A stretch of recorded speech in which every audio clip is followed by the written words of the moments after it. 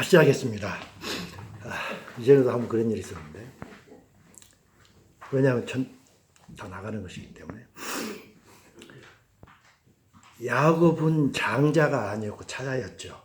근데 야곱은 하나님을 부쩍 사모하는 사람이었습니다. 근데 그 당시에 하나님은 자기 집의 가장인 아버지가 보이는 하나님이었습니다. 그래서 자기 아버지로부터 축복을 엄청나게 받고 싶어 했습니다. 하지만 그는 장자가 아닌 차자였기 때문에 아버지의 가장 큰 축복을 받을 수가 없었습니다. 그러나 그는 그것이 너무 사모했기 때문에 별 수 없이 거짓말을 했죠. 에서를 속이고 또 자기 아버지 이삭마저도 속이고 결국은 그걸 받아냈습니다. 물론 잘한지는 아니죠. 하지만 하나님의 축복을 받고 싶고 아버지의 축복을 받고 싶어하는 그 마음은 매우 강했던 사람입니다. 그렇지만 결국 자기가 아버지를 속이고 자기 형 에서를 속였다는 게 들통이 났기 때문에 너무 두려웠죠. 그래서 자기 엄마와 상의를 합니다. 그리고 나서 자기 엄마의 고향인 자기 엄마 애갓집, 자기 애갓집 애삼촌 집이 있는 라반에도 가게 됩니다. 거기서 잠시 잠깐이면 되겠지 했지만 20년의 세월을 보내게 되고 그동안에 하나님께서 나타나셔가지고 너 아버지 집으로 다시 돌아가라 이야기를 합니다. 그래서 그는 다시 돌아갑니다. 돌아가는 길에 형 에서가 너무 두려웠습니다. 그래서 야복강강에서 머무르다가 어떤 사람을 만나게 됩니다.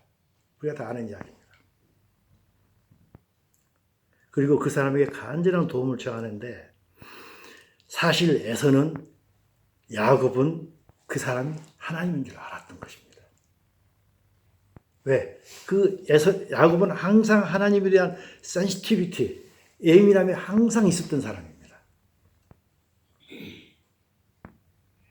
그 하나님은 에서를 피해서 도망가던 야곱이 첫날 밤에 묶었던 그곳, 그것이 나중에 베델이라고 이름 지었죠. 그 베델에서 하나님께서 사닥다리와 함께 나타났지 않습니까? 그 하나님인 줄 알았습니다. 그 하나님께서 왜 알 수 있었냐면은 창세기 28장 15절에 보면은 이런 말이 나옵니다. 야곱이 처음 하나님을 만났던 그 자리에서 하나님께서 했던 말씀입니다. 내가 너와 함께 있어서 네가 어디로 가든지 너를 지키며 너를 이끌어 이 땅으로 돌아오게 할지라. 네가 비록 에서를 피해서 도망갔지만 다시 돌아오게 할 것이다 라고 이야기했던 그 하나님입니다. 그러면서 내가 너에게 허락한 것을 다 이루기까지 나는 떠나지 않으리라 하신 그 하나님입니다. 그 하나님은 그 말씀만 하시고 떠난 게 아니라 베델에서 말씀하시고 나서 야곱이 야복강으로 올 것을 알고 이미 야복강에서 기다리고 있었던 그 하나님입니다. 놀랍죠? 하나님께서 우리에게 어떤 말씀하시고 나서 떠나버리신 게 아닙니다. 항상 우리를 생각하고 계시고 그 약속을 반드시 지키십니다. 그래서 내가 돌아오기까지 난 항상 너를 지키고 있겠다 했기 때문에 돌아올 곳, 지나가는 곳이 야복강 아니겠습니까? 이미 기다리고 계셨던 것입니다. 야곱은 그걸 알고 있었던 것입니다. 그래서 야곱은 그 하나님, 그 사람을 끝끝내 물고 늘어졌던 거 아닙니까? 창세기 32장 26절입니다. 어떻게 물고 늘어졌나요? 그가 이르되 날이 새려고 하니 나로 가게 하라. 야곱이 뭐라고 했습니까? 당신이 내게 축복하지 않으면 절대 못 가게 하겠습니다. 끝까지 물고 늘어졌던 것입니다. 왜? 하나님인 줄 알았기 때문입니다. 그래서 창세기 32장 27절에서 바로 이야기를 하죠. 그러면 하나님께서 그 사람에게 야곱에게 물었습니다. 내 이름이 무엇이냐? 그가 이르되 나 야곱입니다. 다시는 야곱이라 부를 것이 아니요 이스라엘이라고 부르라고 이야기를 합니다. 야곱의 의미는 우리가 다 압니다. 빼앗는 자, 찬탈하는 자입니다. 무엇이든지 자기 힘으로 속여서라도 남의 것을 자기 것으로 만드는 사람입니다. 이 세상 방식이죠. 이 세상 정체성이죠. 이 세상은 어떤 세상인가요? 약육강식의 시대 아닙니까? 이 약육강식의 시대를 한마디로 표현하는 이름이 야곱이라고 저는 생각합니다. 왜? 항상 남의 것을 빼앗기 때문에. 항상 남의 것을 빼앗는 대표적인 게 누군가요? 사탄이죠. 우리가 하나님 것이었는데 빼앗았잖아요. 사탄이 아닙니까? 이 사탄에게 사로잡힌 이 세상, 약육강식의 세상, 야곱의 세상이 바로 이 세상입니다. 이 세상의 특징이 무엇인가요? 딱 한마디로 하면 뭐라고 할까요? 저는 에베소서 4장 19절 이걸로 이야기를 합니다.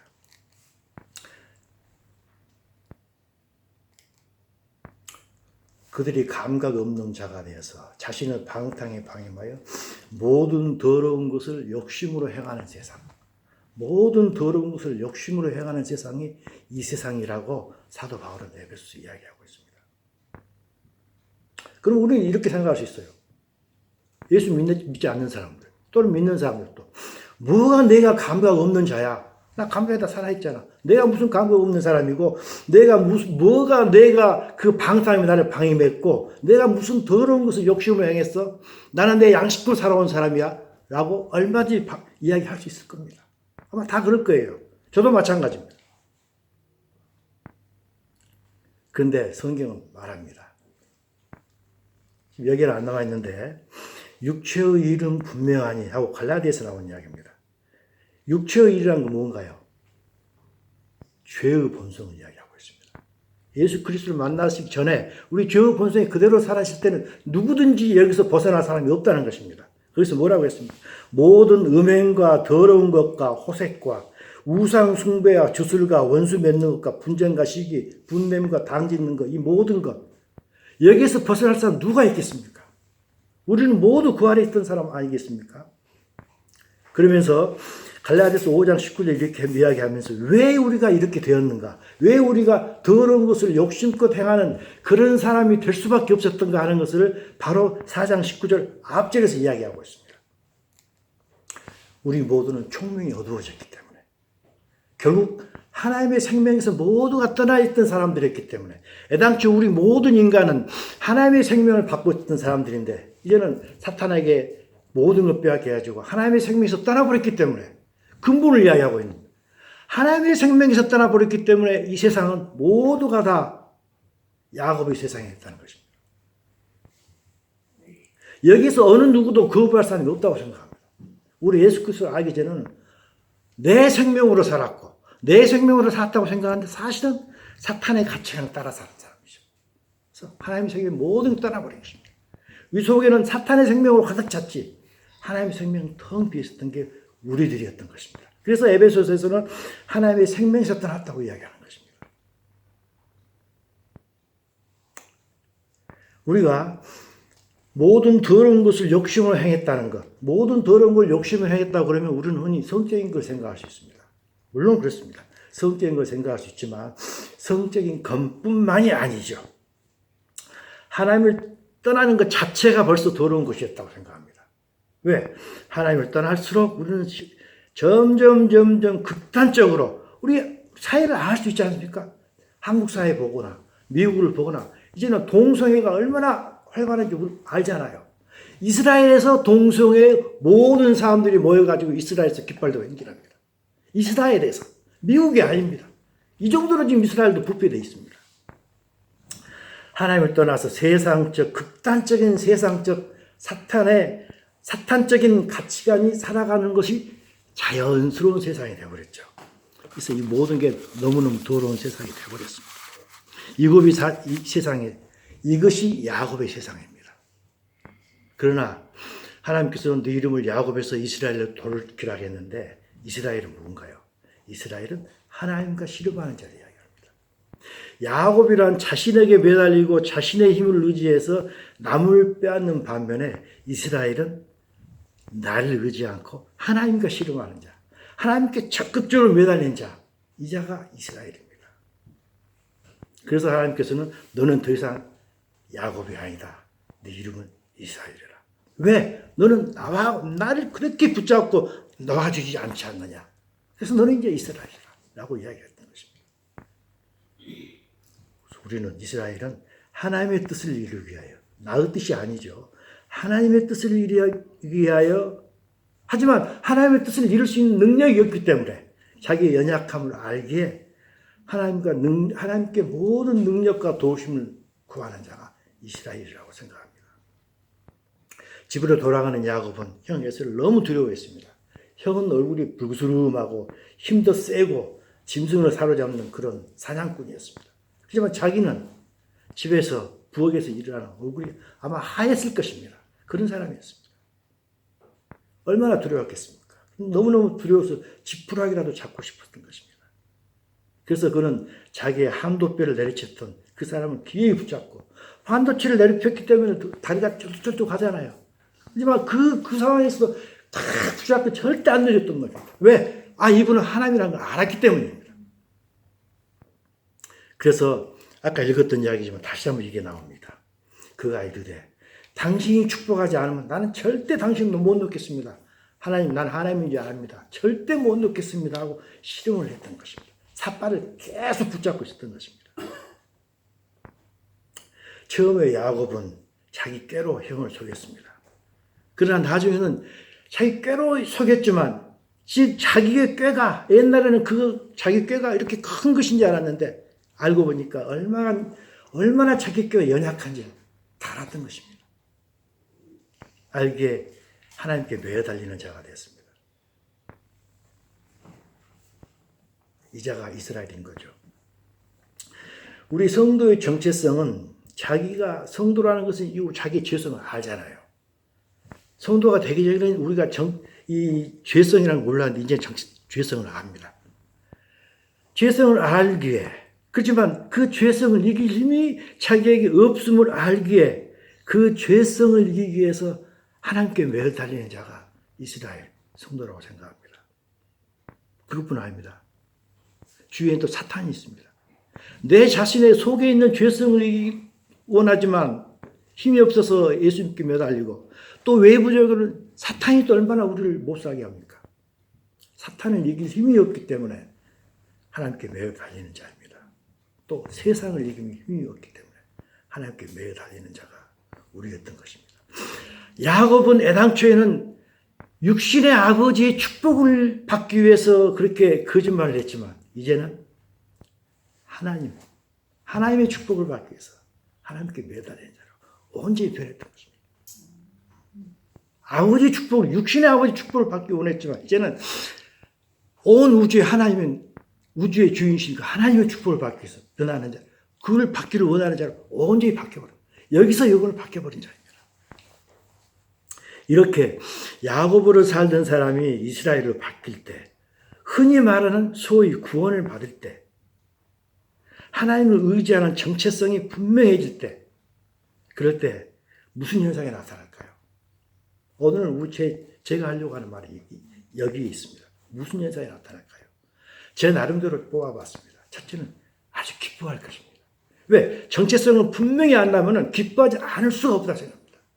두 번째, 애통해야 합니다. 세 번째는 우리가 듣기 싫어하는 이야기지만 이 세상에서 고난을 당합니다. 왜?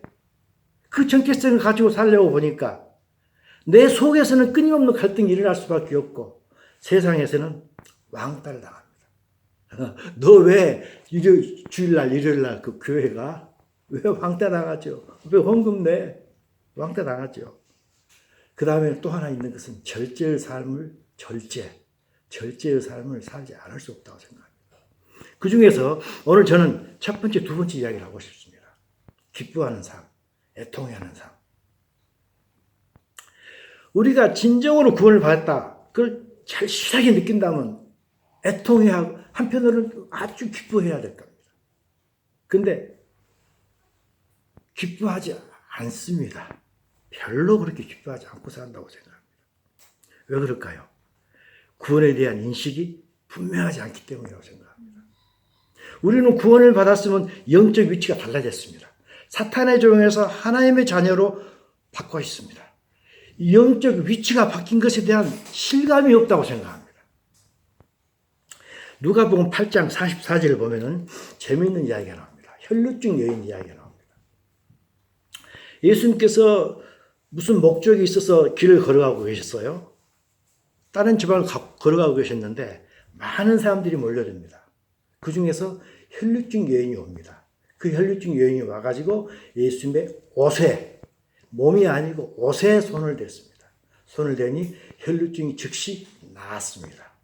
예수께서 이르시되 내게 손을 댄 자가 분명히 있는 것 같은데 누구냐? 예수님은 아시죠. 누가 손댔는지 압니다. 하지만 누구냐고 물어보십니다.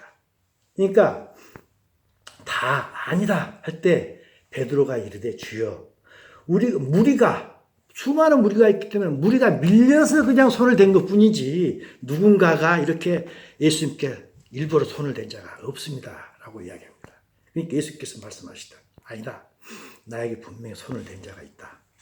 이것은 나한테서 능력이 나갔다. 나는 그건 느끼고 있지 않느냐 하고 예수님께서 말씀하십니다. 우리는 구원에 대한 확신이 있어서 어떤 사람은 그렇습니다. 구원에 대한 확신이 있기 때문에 예수님과 우리를 구원해 준 예수님과 더 깊은 교제를 원합니다. 확신이 있기 때문에. 혈류증 예언입니다. 혈류증 예언은 예수님을 만나면 분명히 치료된다는 확신이 있었기 때문에 예수님을 일부러 가서 만났습니다. 누군가는 확신이 없습니다. 구원을 받았다 하지만 확신이 없기 때문에 늘 등 떠밀려 다닙니다. 무리가 많아서 무리가 미는 등 떠밀려 다녀서 예수님의 몸을 만지는 게 아니라 예수님과 그냥 스쳐 지나갈 뿐입니다. 의도적으로 누군가 손을 댄다면 우리는 다 알아차립니다. 우리 인간이라도 알아차립니다. 하지만 예수님이 그걸 절대 모르실 리가 없죠. 누군가가 혈류증 여인인가? 누가 대중적으로 밀려서 다닌 사람인가? 하나님께서 다 아시지요. 모를 리가 없죠. 그래서 누가복음 17장에 예수님께서 말씀하십니다. 직접 예수님께서 하신 말씀입니다. 롯의 철을 기억하라. 우리 성도님들 다 하신 이야기입니다. 롯의 철을 기억하라. 무릇 자기 목숨을 보존하고자 하는 자는 잃을 것이요 잃는 자는 살리라. 내가 너희에게 이르노니 그 밤이 둘이 한 자리에 누워 있으며 하나는 데려감을 놓고 하나는 버려짐을 당한다 했습니다. 그 밤은 무슨 밤인가요? 예수님이 오실 때입니다. 예수님 재림하실 때 한 사람은 데려갈 것이고 한 사람은 데려감을 당하지 않는다고 했습니다. 누가 데려감을 당할까요? 혈류증 여인이죠. 옷을 댄 사람입니다. 누가 데려감을 당하지 않을까요? 떠밀려서 스쳐 지나가는 사람입니다. 여러분들은 어느 쪽이신가요? 갈망과 기대감으로 정말 내 구원이 확실해서 내가 여기 있다, 여기 이쪽으로 왔다는 느낌이 분명히 있기 때문에 그 예수님께 손을 대는 자인가요? 아니면 그냥 스쳐 지나가는가? 스스로에게 묻기를 바랍니다. 예수님을 우리 스스로의 진정한 창조자고 구원자이고 그렇기 때문에 그분은 정말 나의 로드다, 나의 주인이다. 그런 것을 확신하시는가 서로가 생각해 봐야 된다고 생각합니다. 그런 확신이 있을 때는 세상 살아가면서 내 자신의 감정보다 예수님의 말씀을 더 앞세울 것입니다. 여러분들은 어떻습니까? 저는 예수님의 말씀을 더 앞세우지 못합니다. 부끄럽게도 안타깝게도 그 때문에 애통해야 합니다. 하나님 말씀을 어느 정도 안다고 하지만 그래도 역시 너무너무 연약해서 내 감정을 더 앞세우면서 살아간 적이 너무너무 많습니다. 여러분들 예수님의 다시 오심과 예수님의 심판과 하나님 나라를 확신하십니까? 저는 그걸 확신합니다. 저는 그걸 확신합니다. 예수님께서 반드시 오신다고 확신합니다. 어떻습니까? 여러분들 마찬가지로 확신하신다고 저 생각합니다. 확신하기 때문에 예수님의 오심에 대한 갈망을 가지고 그걸 기대하는 마음으로 예수님을 기대하는 야복 강가의 이스라엘이십니까? 아니면 아이고 뭐 있어도 좋고 없어도 좋아 무방이라고 생각하십니까? 그냥 스쳐가는 사람인가요? 간혹 이렇게 생각할 수 있습니다. 내가 살고 있는 세상 아직도 살만해. 왜? 나는 집도 있고 땅도 있고 돈도 많아. 그래서 나는 그러면서 하나님의 나라를 망각하고 아직도 이곳이 너무 좋아 라고 살면서 라헬과 레와 12아들에 둘러싸인 그런 야곱은 혹시 아닌가요? 내가 살고 있는 세상은 남에게는 몰라도 나에게는 아직도 태양이 훤히 비추고 있어. 훤한 광명의 땅이야 라고 하면서 등 떠밀려서 교회 혹시 다니고 있지는 않으신가 모르겠습니다. 스스로는 이곳이 태양이 환한 곳이라고 생각할 수 있습니다. 하지만 누가복음 1장 79절에서 분명하게 우리가 이야기하고 있습니다. 우리가 살고 있는 이 세상, 우리가 예수 믿기 전에 이 세상은 어둠과 죽음의 그들에 앉아있는 세상이라고 분명히 이야기하고 있습니다. 아무리 이렇게 물리적인 해가 떠 있다 할지라도 예수님이 없고 하나님을 모르는 세상은 영적으로 볼 때 어둠과 죽음의 그늘에 있습니다. 많은 사람이 이야기하겠죠. 이렇게 과학이 발달했고 살기 편한 세상인데 뭐 이렇게 이것이 세상이 어둡고 그늘진 곳이냐. 결코 그렇지 않죠. 우리는 다 알고 있습니다. 예수 믿기 전에 우리가 하나님을 알기 전에 하나님을 모르는 이 세상은 분명히 사탄에게 의해 조종당했습니다. 사탄이 왕이었던 땅입니다. 그래서 우리는 영적으로 사탄이 우리의 눈을 감겨버렸기 때문에 영적으로 우리는 캄캄한 세상에 살고 있었고 사망이 지배하는 곳이었습니다.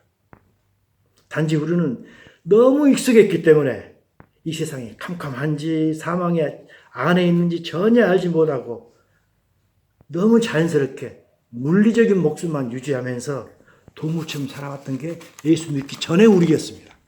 그래서 예수님께서 말씀하시잖아요. 사람이 떡으로만 사는 게 아니다. 동물처럼 떡으로만 사는 게 인간이 아니다.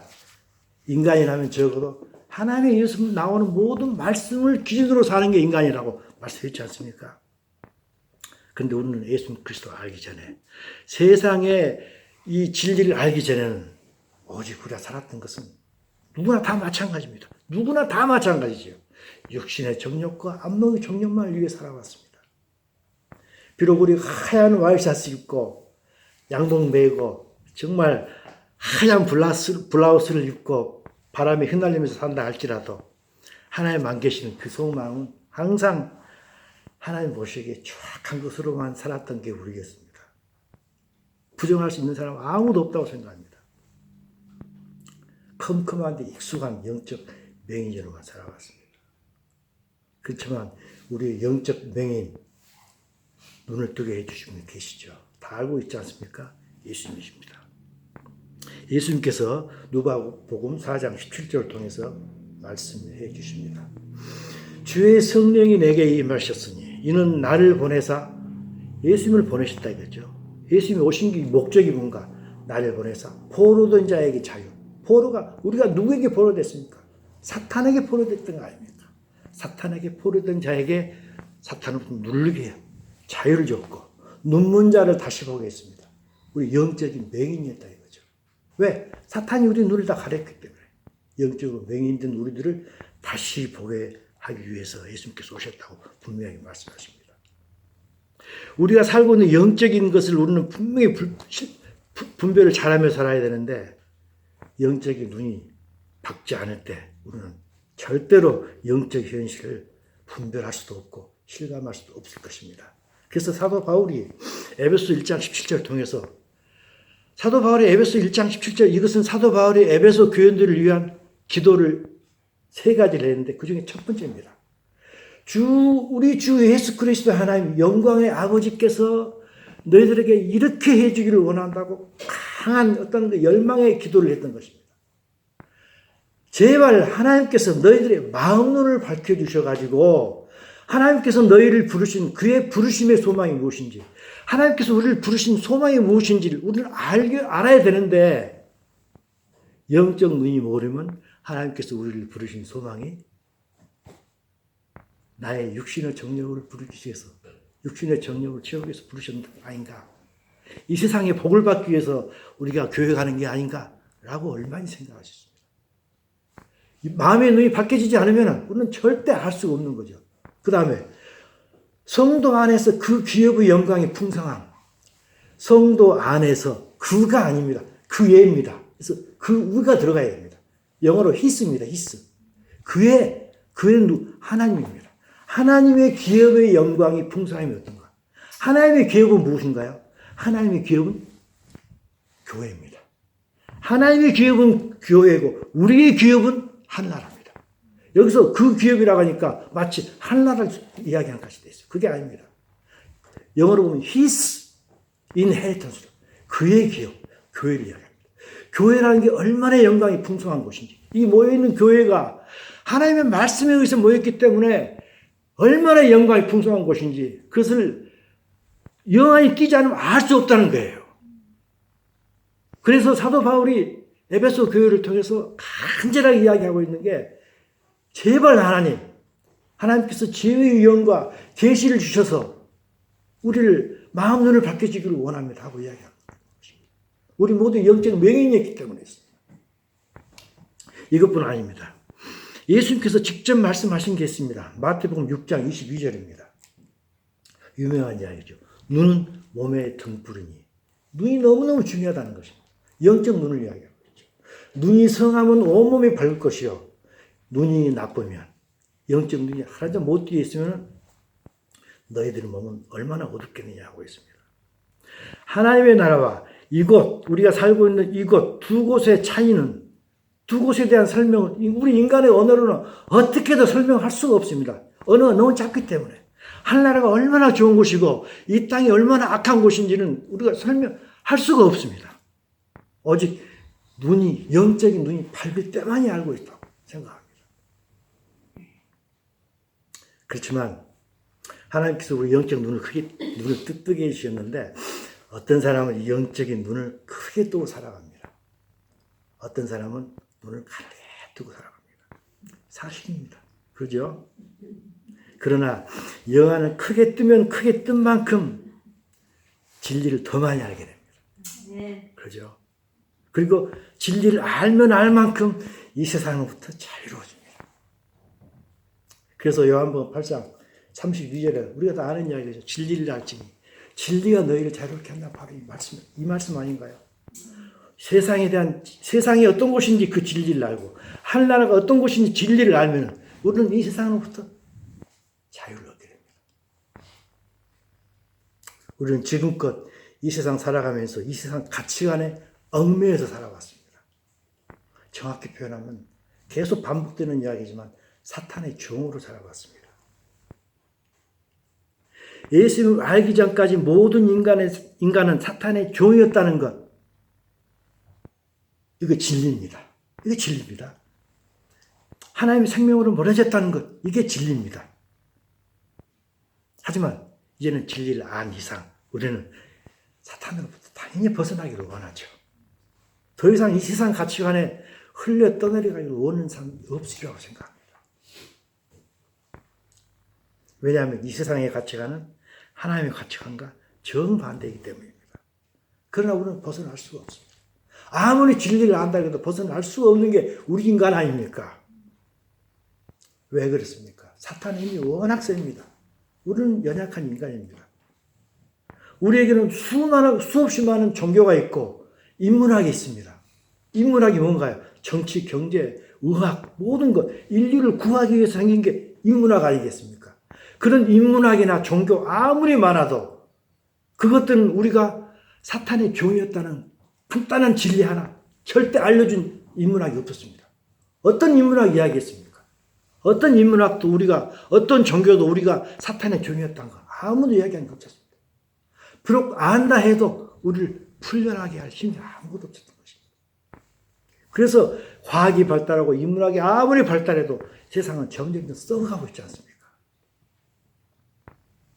오직 우리를 지으시고 세상을 창조하신 여호와 하나님만이 이 세상의 처음과 중간과 끝을 다 아시기 때문에 그분만이 이 세상의 정체를 알려줄 수 있고, 이 쇠사슬의 정체가 무엇인가, 쇠사슬로부터 풀려날 수 있도록 해주실 것입니다.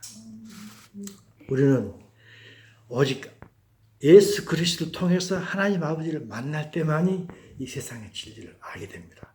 우리는 이 세상의 진리를 알게 됐습니다. 근데 중요한 게 있습니다. 요한복음 8장 31절 32절입니다. 진리를 알면 우리는 진리를 알게 됨으로 말미암아 이 세상으로부터 분명히 자유로워지는데, 어떻게 했을 때 진리를 아느냐 이거죠. 어떻게 해서 진리를 아느냐. 첫째, 예수님께서 말씀하셨죠. 자기를 믿은 유대인들에게 일단 믿어야 되겠죠. 믿은 다음에 유대인들에게 이르시되 너희가 내 말에 거하면 내 제자가 되고, 그 다음에 32절에 하나 빠졌습니다. 내 제자가 되면 진리를 안다 이겁니다. 첫째는 믿고, 두 번째는 말씀에 거해야 된다는 것입니다. 우리는 모두 예수 그리스도를 믿습니다. 우리에게 필요한 것은 말씀에 거하는 것입니다. 성경 말씀을 읽고 그대로 실천하려고 노력하는 그것입니다. 그럴 때 우리가 진리를 알지, 교회만 다닌다고 진리 절대 모르죠. 자기 스스로 알려고 고민하면서 마치 돌을 닦는 사람 같이 내가 뭔가를 정말 이 세상이 무엇이고 하나님 나라가 어떤 곳인지 정말 알고 싶다 하려고 할 때 그때 하나님께서 우리에게 알려주신다 이거죠. 만약에 우리가 많이 알았다 합시다. 그래서 구원에 대해서 분명하게 이해를 했다면, 그래서 구원을 밝게 깨닫는다면, 그 구원을 받았다는 정체성이 분명할 때 우리에게 어떤 현상이 벌어질까요? 아까 이야기했죠. 기뻐한다고 했습니다. 기쁨으로 눈물을 흘릴 것입니다. 과거에 이스라엘 민족이 바벨론 70년 노예생활을 했지 않습니까? 그때 70년 만에 돌아왔습니다. 그때 이스라엘 민족들은 느헤미야를 통해서 하나님의 뜻을 알게 됩니다. 저는 개인적으로 이 구절을 너무너무 좋아합니다. 하나님의 뜻을 알게 됩니다. 자, 읽겠습니다. 느헤미야 8장 8절부터입니다. 하나님의 율법책을 낭독하고 그 뜻을 해석해 줬습니다. 느헤미야가 해석해서 백성들에게 그 낭독한 걸 다 깨닫게 했습니다. 해석을 하고 깨닫게 해주었습니다. 깨닫게 하니까 백성이 율법의 말씀을 듣고 다 어떻게 했습니까? 울었습니다. 아, 이게 하나님의 뜻이구나. 몰랐던 건 알게 됐던 것입니다. 하나님 깊은 뜻을 알게 되니까 그들에게는 기쁨의 눈물이 정말 솟구쳐서 흘렀다고 제가 생각합니다.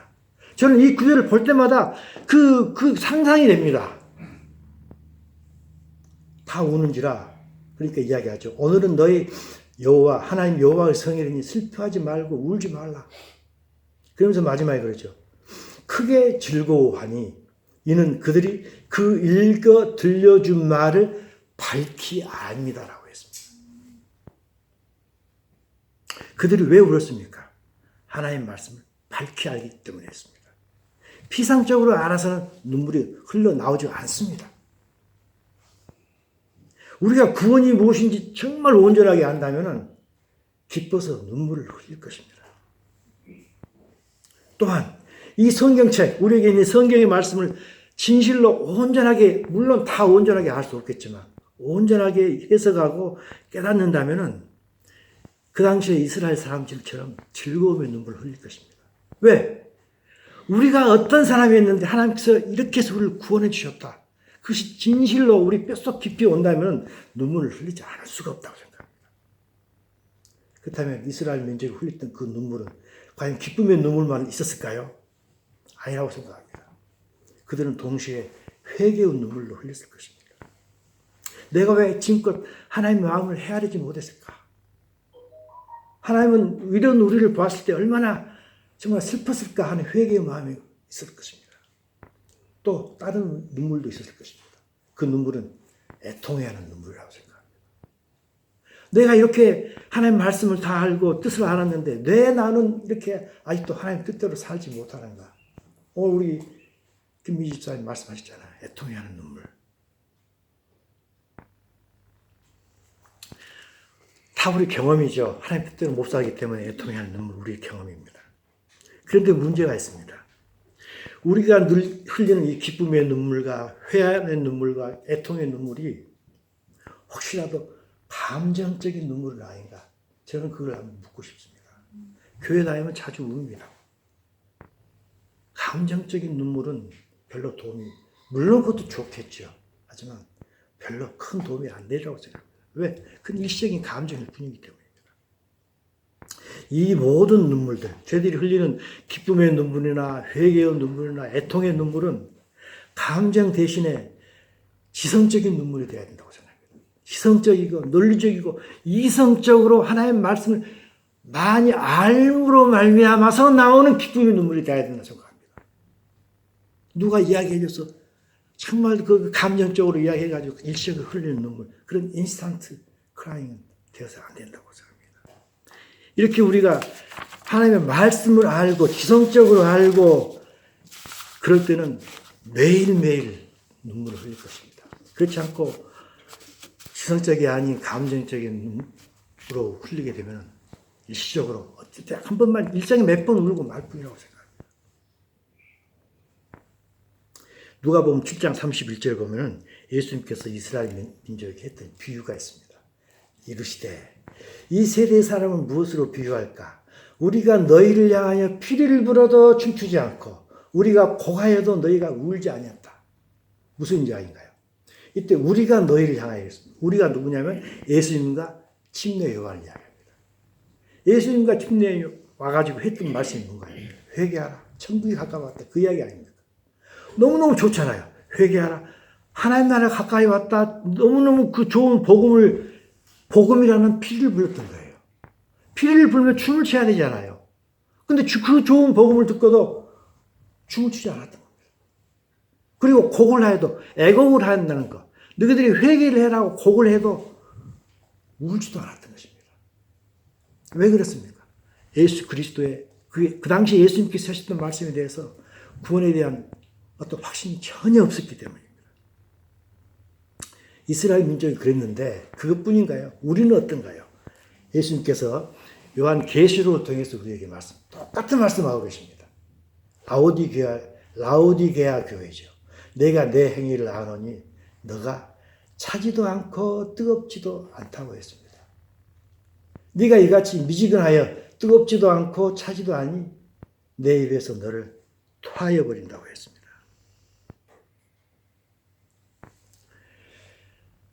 하나님께서는 우리에게 불나비 사랑을 원하십니다. 불나비 사랑하면은 옛날 유행가 가사가 생각나죠. 누군가요? 김상국 유행가 가사죠. 불나비 사랑. 그 가사는 이렇게 나옵니다. 다 아시죠? 얼마나 사무치는 그림이냐.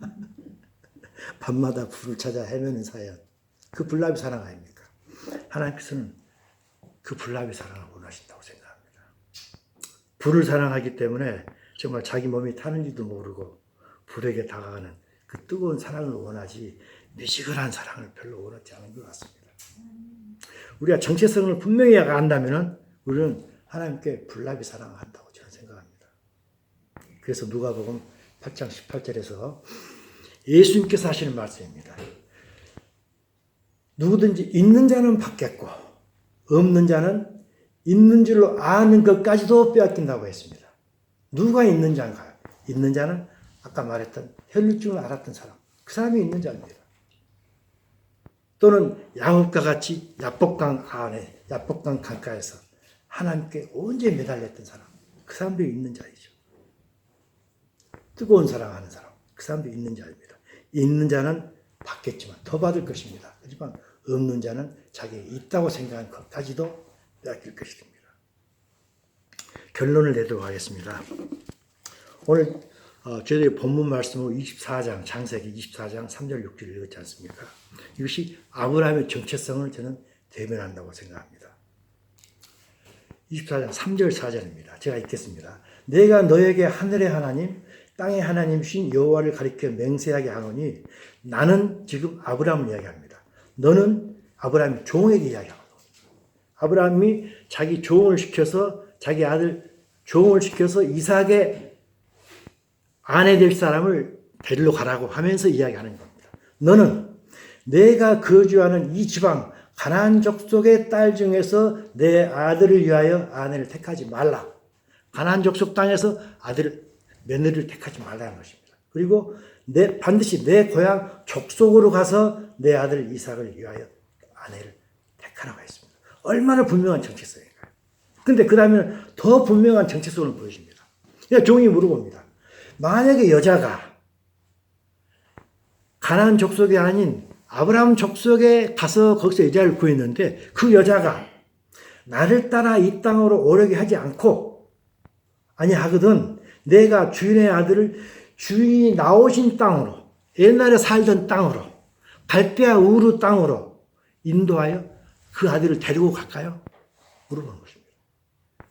그 며느리가 내 족속의 아들, 아브라함 족속의 며느리인데, 그지만은 아브라함이 살고 있는 여기서 오기 싫다는 이거죠. 오기 싫고 그냥 옛날에 살고 있던 그 땅이 좋으니까 그 며느리가 난 거기 가서 살라고, 당신 이삭의 아내는 되겠지만은 나는 아브라함이 살고 있는 땅에는 안 가겠습니다. 했을 때 어떻게 할까요? 하니까 아브라함이 그 얘기를 해. 내 아들을 그리로 데리고 돌아가지 말라라고 했습니다. 이 말씀은 다 아니라고 생각합니다. 예수 그리스도를 믿은 후에 결론은 에스테가로 절대 돌아가지 말라는 거죠. 그러면서 마지막 한 절만 제가 읽겠습니다. 로마서 6장 4절입니다. 사도 바울이 한마디로 이 말씀에 대해서 성도의 정체성에 대해서 이야기하고 있습니다.